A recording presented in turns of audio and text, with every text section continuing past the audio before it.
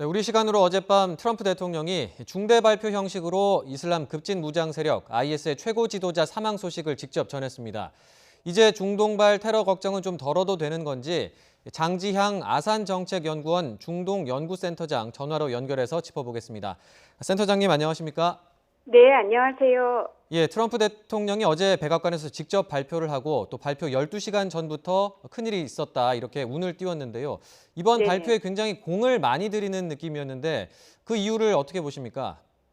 그러게, 어, 제가 봐도 공을 많이 들이는 것 같은데요. 예, 우선 제가 볼 때는 늘 했던 것처럼 국내 청중을 생각하는 국내 정치용인데다가 요즘 국제적으로도 굉장히 비판을 많이 받고 있는 터라 제가 볼 때는 이 국내 정치, 국외 정책 쪽으로 굉장히 계산이 많이 들어간 행보였던 것 같습니다. 예, 그러니까 국내 정치 쪽으로는 지금 탄핵 정국이죠. 탄핵 위기에 처해 있고 이제 국제적으로는 뭐 지난주에 급작스럽게 시리아 철군을 결정한 다음 터키가 시리아계 이 쿠르드 군을 침공을 했고 공격을 했고 그러면서 이제 이 동맹국이었던 쿠르드를 버렸다라고 하는 국제사회에서의 비판을 많이 받았죠. 그리고 예, 동시에 러시아는 이제 평화 조종자, 중재자로서의 급부상을 하고 있는 상황이었습니다. 예. 이번에 말씀하신 것처럼 시리아에서 미군 철수로 이제 비판을 많이 받았었는데 이번에 IS 지도자가 사망을 하면서 그 앞선 결정에 대한 좀 명분이 생겼다 이렇게 볼 수 있겠네요.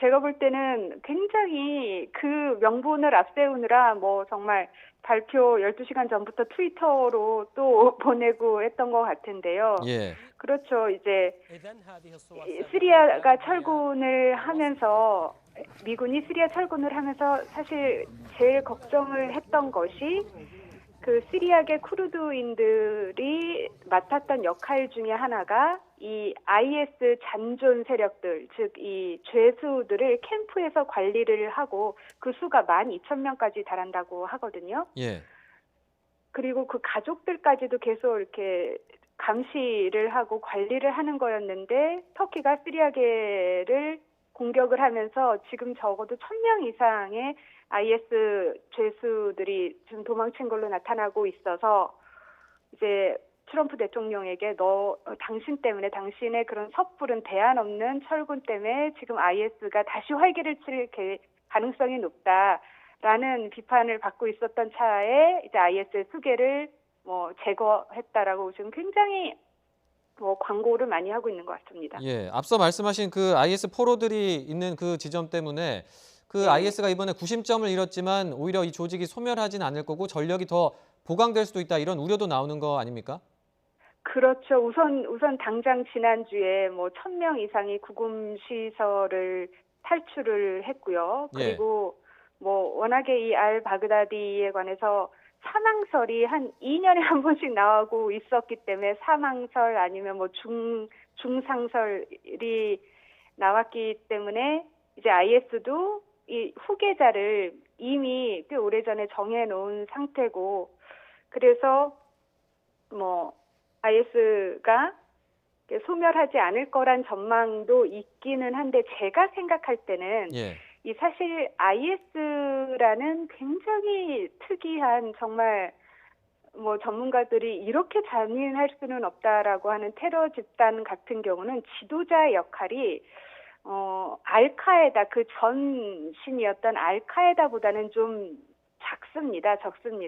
워낙에 이 IS의 엄청난 규모의 조직원들은 이 온라인 모집전을 통해서 90여 나라에서 막 이렇게 몰려들었기 때문에 사실 이들의 이 특징 중에 하나가 이 지휘 체계에 대해서 별로 이 조직원들이 신경을 크게 쓰지 않는다는 거였거든요. 예, 그래서 지도자의 역할이 그렇게 크지는 않았고 자기네들이 자발적으로 가입을 한 그런 테러 조직이었기 때문에 물론 뭐 있는 것보다는 없는 게 심정적으로 뭐 타격을 줄 수는 있겠지만 제가 봤을 때는 뭐 트럼프 대통령의 그런 발표와는 다르게 제가 볼 때는 알바그다디의 제거가 앞으로 IS의 뭐 조직의 확산을 완전히 차단했다는 것은 좀 논리적으로 말은 안 되는 것 같습니다. 예, 산 소장님 그리고 지금 네네. 이번에 그 어쨌든 지도자가 사망을 미군의 공격으로 이제 사망을 했기 때문에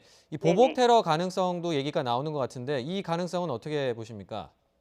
물론 이 보복 테러의 가능성이 이 사건이 있을 때보다는 뭐 높아지겠죠. 예, 그러면서 이제 어쨌든 이 IS의 특징 중에 하나가 이 지휘 체계 없이 자기네들이 원하는 때 무슨 선 테러 후 보고식으로 자기네들이 원하는 방식의 이 상층부의 보고도 나중에 하는 식으로 막 하는 거였어서 그러니까 지도자가 있었어도 통제가 잘 안 되는 굉장히 여러 명의 개인들로 이렇게 흩어진 조직이었는데 예. 이번 같은 사건 이후 더 이렇게 통제 불가능성, 예측 불가능성이 높아질 가능성이 있죠.